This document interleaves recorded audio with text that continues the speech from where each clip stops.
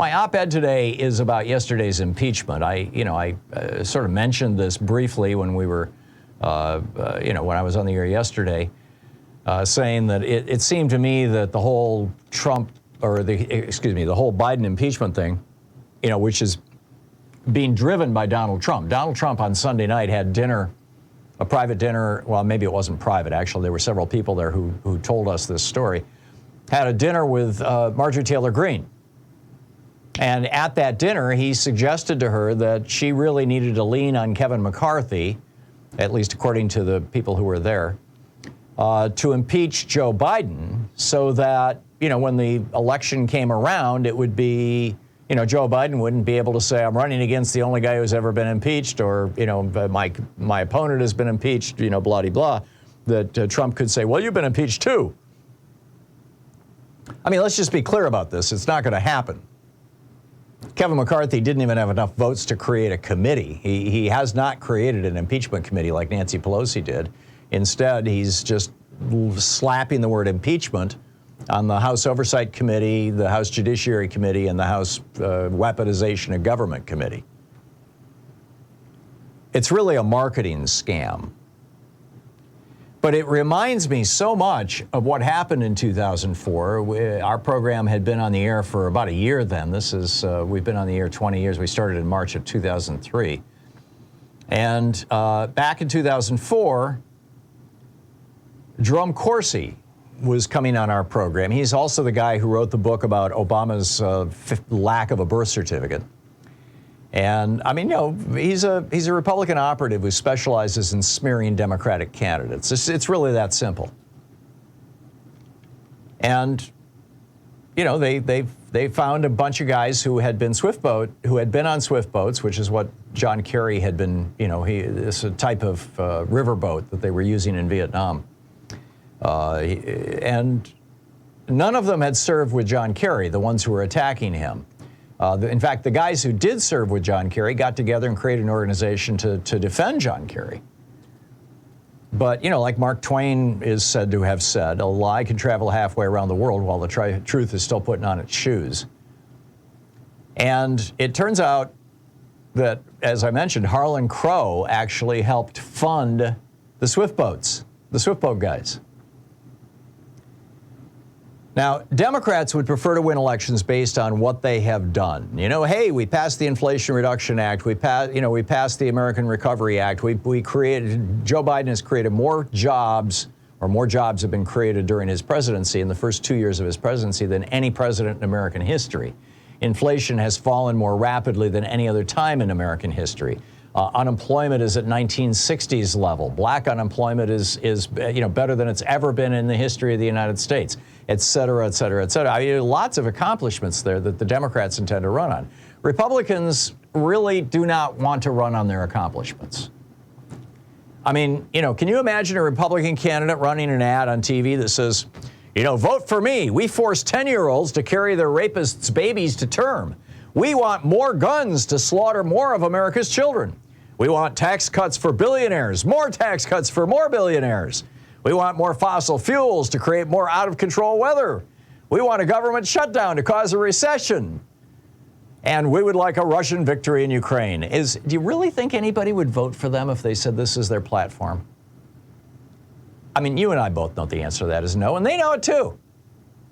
And so in 2004, what they did is they went after John Kerry's credibility, his honesty, his character.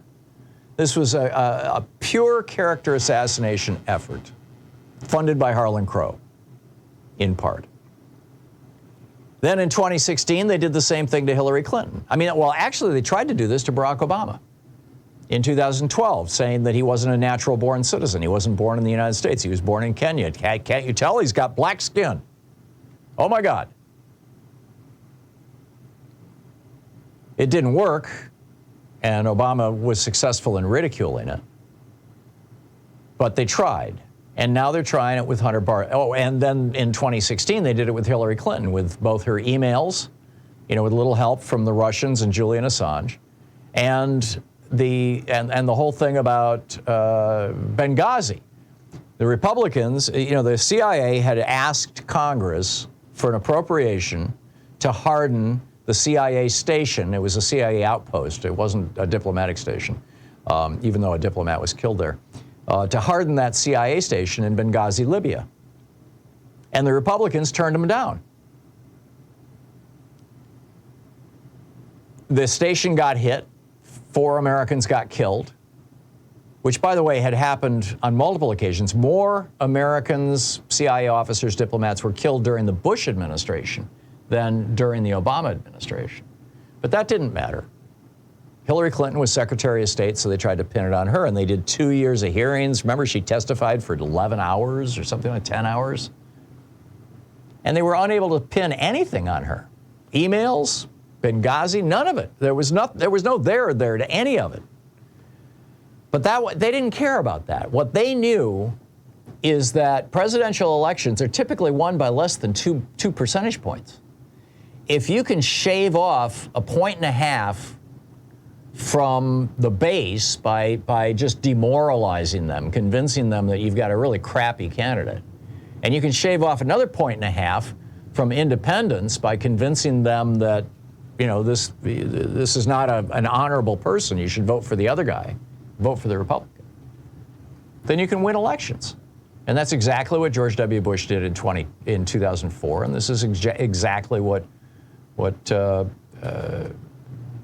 Donald Trump did in 2016. But, you know, they think that they can go after Joe and Hunter Biden. This is all about Hunter Biden. And, you know, maybe they've got a case. I mean, after all, Hunter Biden got $2 billion in that sweetheart deal from the Saudis. Remember that? He got a $25 million a year just fee for managing it on top of the $2 billion. He also got $1 billion from Qatar, from his buddies after his buddies in Saudi Arabia cut off their food supply until they coughed up the money to bail out his building in New York. Hunter Biden got more than $600 million while working in his dad's White House. Don't forget the millions in trademarks that Hunter Biden's wife got when Daddy took them to China.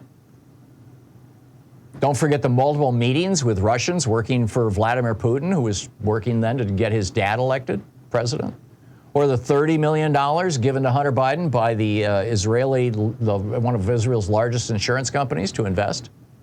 Or that top secret information that Hunter gave the Saudi prince that helped him overthrow his own government. Oh, wait. That was Jared and Ivanka Kushner, not Hunter Biden. I'm sorry. Hunter actually appears to have committed 3 crimes. Number 1, he didn't pay his taxes for 2 years. He has since paid them in full and paid the fines. This is something that over 1 million Americans do every year. And nobody goes to jail for it. But the Republicans want to send Hunter Biden to prison for that. And number 2, he got a gun permit. And on that gun permit, and he bought a gun, which he had for 11 days. He had it for less than 2 weeks. And when he filled out the gun permit, he checked the box that said, "I am not a drug addict." Now, as far as I can tell, I did a web search yesterday. I can't find a single person in the history of the United States who's ever been sent to prison for checking that box when they were actually a drug addict. But it's technically illegal, and the Republicans want him to go to prison for that. And then the third thing that Hunter Biden did, which is, you know, the subject of all the Sturm and Drang right now, those two things I just mentioned. He's being prosecuted by a Trump-appointed special prosecutor, being supervised by a Trump-appointed right-wing Federalist Society judge. But with the impeachment thing, they want to look into his position on the Burisma board, a fossil fuel giant in Ukraine. And for that, he was paid $1 million a year. And it was bad look. It was, and Hunter Biden has admitted this. It was poor judgment was the phrase he used.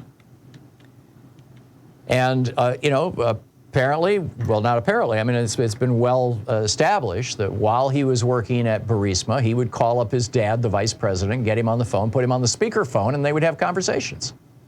Now, that's the bad news.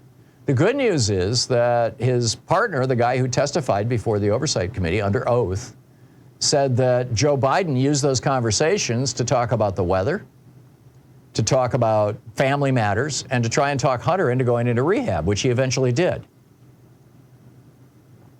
But the Republicans are saying, oh, no, there was more to that, and, Hunter was getting money and giving it to Joe and, et cetera, et cetera. Well, no, Jared was doing that with Donald.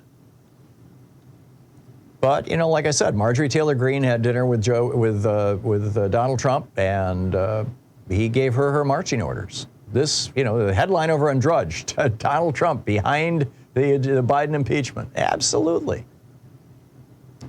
This is just pathetic. And frankly, the Democrats, you know, they tried to ignore the SWIFT voting. You don't ignore this kind of stuff. They tried to ignore Benghazi and the emails. You've got to hit back with ferocity, with intensity. You've got to fight back.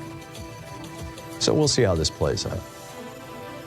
We'll be right back. Ron DeSantis wants to execute people at the border. Really? This is the Thom Hartmann Program. And Elizabeth Warren wants to investigate Elon Musk. It'll be interesting to see what Chuck Schumer has to say about that. Stay tuned.